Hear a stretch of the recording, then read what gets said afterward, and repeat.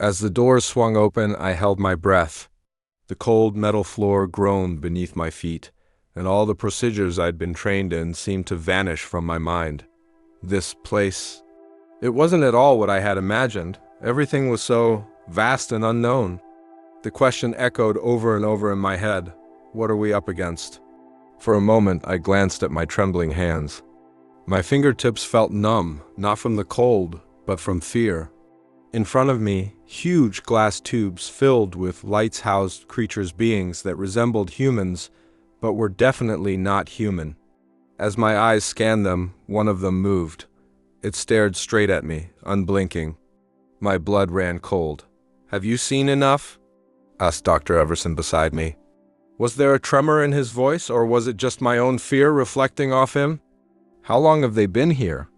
I forced myself to look away from the creatures, my voice sounding thin and fragile, as if I was asking myself the question.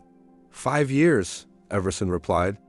"We've been studying these beings for 5 years, trying to understand their thoughts, but we haven't made much progress."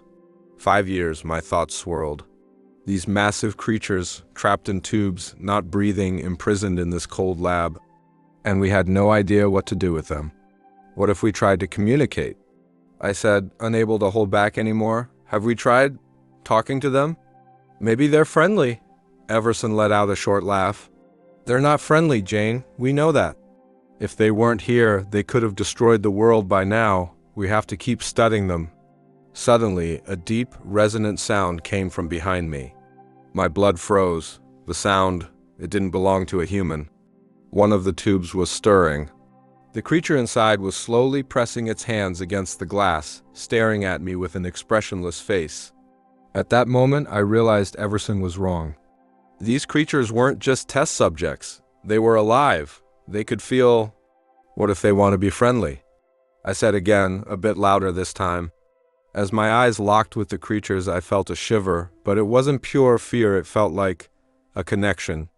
Have we really tried to communicate with them? Everson grimaced. We've tried, but it failed. So far, all we've received are signals of hostility. At that moment, I noticed another movement in one of the tubes. Another creature inside was now pounding the glass more aggressively, fists clenched, head pressed against the surface.